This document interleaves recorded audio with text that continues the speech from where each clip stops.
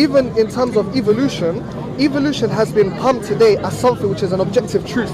Fact. Even though it's an assumption being made which cannot be proved.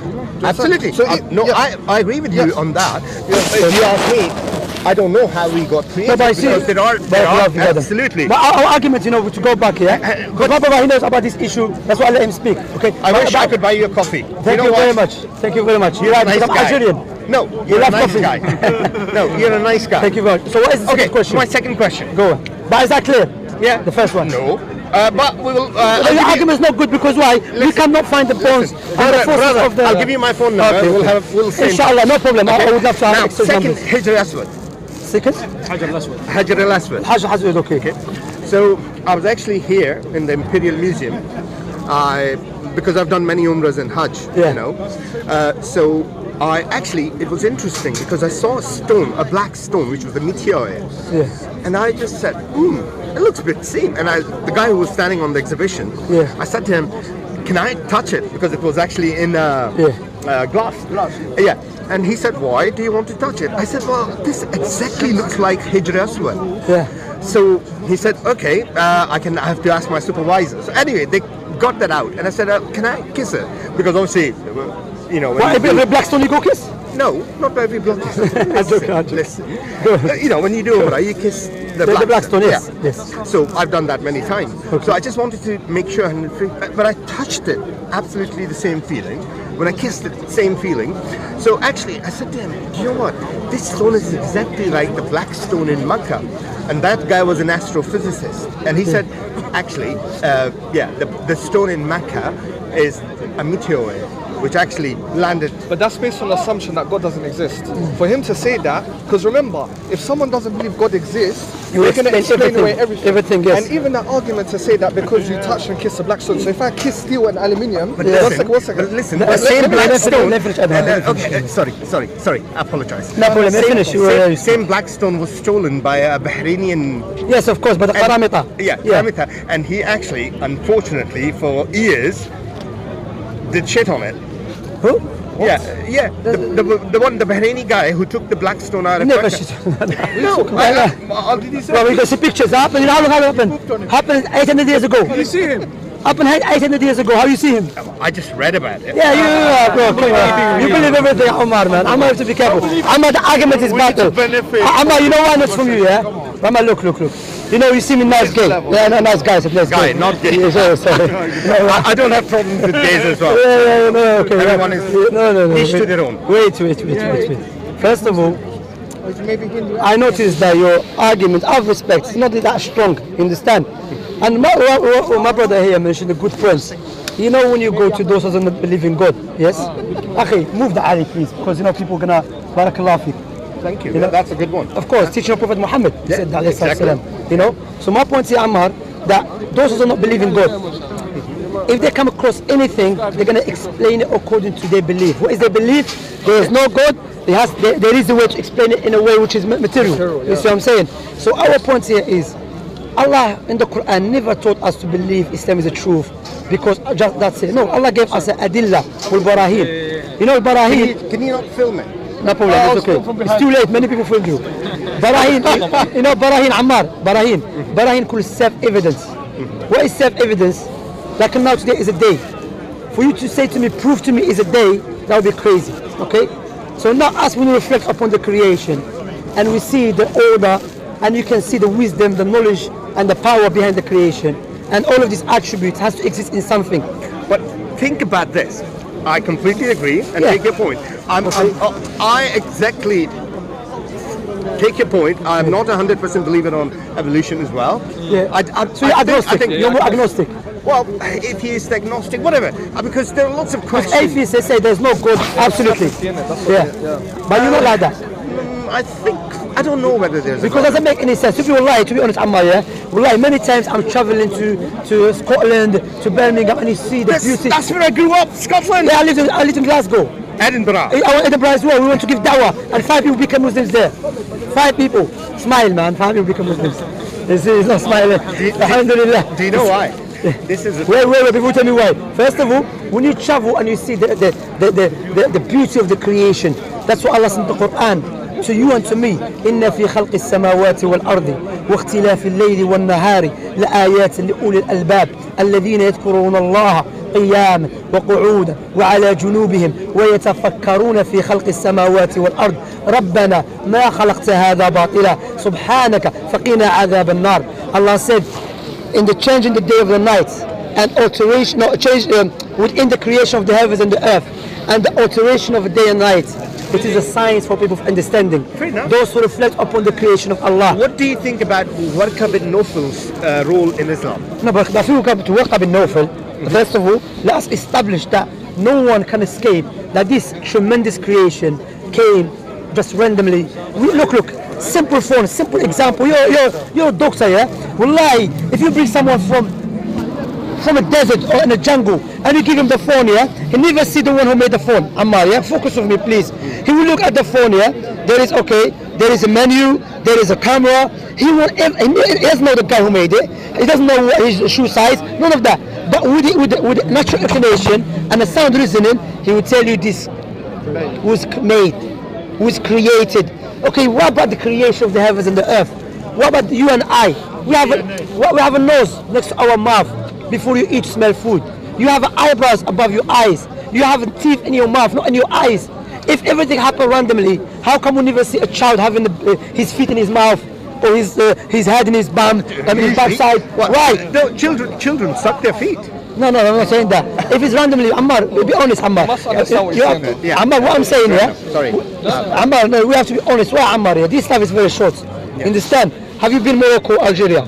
No, I have not. Okay. Imagine you want to travel to Algeria, okay? You don't know which currency they use. I watched a movie about Algeria. There's many movies. Okay. There was a very nice movie, French movie, where the Christian monks who used to live in... Don't trust French movies about Algeria, especially French movies. Yeah. Okay. Anyway, it was a few God's men. So it was a very interesting movie, actually. You should watch it. All right, no problem. I'm too busy for that. Anyway, I just told you the life is too short, Ammar. How are we going to watch this? So now, let's say this, Ammar, yeah? So you ask, as a person with a sound reasoning, you step back, you say, okay, which currency they use in Algeria? Is it a safe country? Is it cold? Is it hot? You will not just know what, let me get there and I will come to know. No, you will study before. Likewise, one day we're going to live this life. For certainty, there's nothing guaranteeing this life except death. Absolutely. And we're going to die. So we have to ask ourselves. I see people dying every day. That's what I'm saying, you're a doctor. You should ask ourselves why we have to die. What will happen to us? So when Allah tells us to reflect. Do you know what do I believe? Wait a minute. Prophet Muhammad ﷺ, like we don't believe Prophet Muhammad is a true prophet, not because of that, or not because he said that. Saying anything about that. We have a tangible proofs from his prophecy, his miracles. The prophets and messengers that came before him, prophesying about him, how prophets in the Quran, the teaching of the Quran, his legislation, all of that coming together give us certainty and knowledge that Muhammad must be the messenger of Allah. So wallahi, like, think about it deeply. Okay. We can exchange number. Well, yeah, we can definitely. No problem. I think you're. Thank you for giving me time to speak. No, you're the only polite Muslim I've met. Seriously. No, I don't believe that. No, seriously. Because they start fighting, and you as well. Yeah, no, you're polite. So that's two now. My question about. There's many Muslims out there. So if more pride than me. If you think about Judaism and then Christianity and then Islam, they all came around 500 miles. 500 years radius, okay? So basically, if you look at the difference between Judaism, Christianity, and geographically, they were all in 500 miles, okay? Okay, the geography, and all in 500 years. Okay. For me, if God had only sent one religion, one prophet, I would have been more happier to accept that. But why did God have to resend the message again and again? That's a good point. And let me finish. And why didn't he send one prophet to South America or one to China? Because it would have been more practical. Okay. Now this is a good question. First of all, this question again is based upon assumption. Why? Because also sometimes what we want from God, we want God to follow our way. Now you're asking why God not do this. Another person will come, no, I want God to do something else. The complete opposite. So God is not subjected to your desires or my desires. Okay? But the question you ask, why God had sent other prophets and messengers, that's been explained. When God sent the prophets, of course, that we've been upon the earth for centuries. Okay? So no way is going to send a prophet to live forever. So the whole prophet that God sent, Either that prophet was specific for that nation and their time, and the legislation was given to him specific for those people. Yeah. So based upon God's wisdom, God sent another prophet with another teaching to different generations. Okay. Or the prophet, his teaching is been corrupted. So God will send another prophet. Just question. If it's God's teaching, it shouldn't be corrupted. That's a good point. If God's teaching should not be corrupted. But remember, why? Because those rabbis, they said to God, let us be in charge of the book to take care of it. And God was so simple. No. God put them as a test, okay? God put them as a test. First of all, Ammar, to be honest, your argument cannot stand. You know why? Because you have no criteria to determine how God should react or how should behave. Fair enough. You know what I'm saying? So now the only way for us to know how God should do this or that is by going back to the revelation.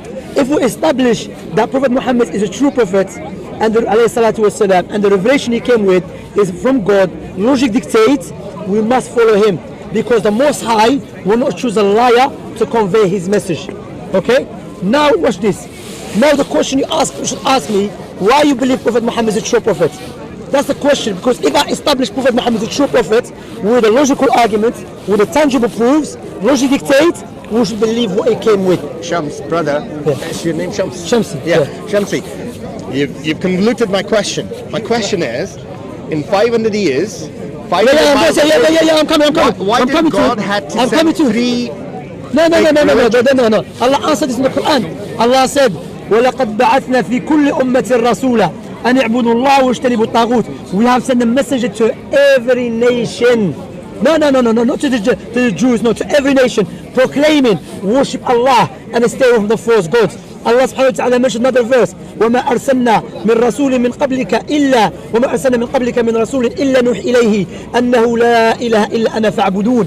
We have not sent a messenger before you, O Muhammad, except we reveal to him there is no one worthy of worship except Allah. So worship Allah. So Allah mentioned clearly, for Allah sent prophets and messengers to every nation. However, some of the prophets and messengers, their teachings was not preserved, and they never had many followers. Those who had many followers, Moses and Jesus and the Prophet Muhammad, who was the last prophet.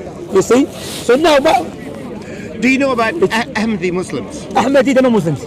Well, they call themselves Muslims. Yeah, but let's analyze that. Yeah. If in the Quran Allah said there, وَمَا مُحَمَّدٌ وَمَا محمد ولكنه رسول. No, where's the verse? ما كان محمد أبا أحد من رجالكم ولكن رسول الله وخاتم النبيين. قراءة أخرى وخاتم النبيين. Okay. Now, if the Quran clearly says Allah, the Prophet Muhammad is the last prophet, and he's the beauty of the prophets and messengers. Yes, both qira'at, recitation. Yeah. Now, if we believe Prophet Muhammad is the last prophet, how can someone who believes in the Quran believe there is another prophet? That's contradiction. Yeah, I know, but they don't call themselves prophet. They say it's Mahdi, actually. No, they say prophet. First, he started as what? As a reviver of Islam. Yeah. Then he claimed to be Mahdi. Yeah. Then he claimed to be Prophet Isa. You know, as I say in Arabic. بالعربي يقول لك الجنون فنون. Yeah, he was. Craziness is skills. Yeah, he used to be a very big alim, you know. No, he was a big shooter. Yeah. No. I mean, he was a very good alim before he became like. No, he was kadab. Interesting. So now, when you were Muslims, if someone asked you why you believe Prophet Muhammad is a true prophet, how would you answer him? I still don't know. You see, because that's a problem, Ammar. You know why? Not just you. Because I've been giving da'wah. Many Muslims, our family, our parents, may Allah forgive them, may Allah have mercy upon them. When they taught us about Islam, they never taught us the correct Islam in a way. Allah said, pray, prove this and that. Islam is the truth because this logical argument, rational argument, with evidences. They say pray. Why? Just pray, shut up.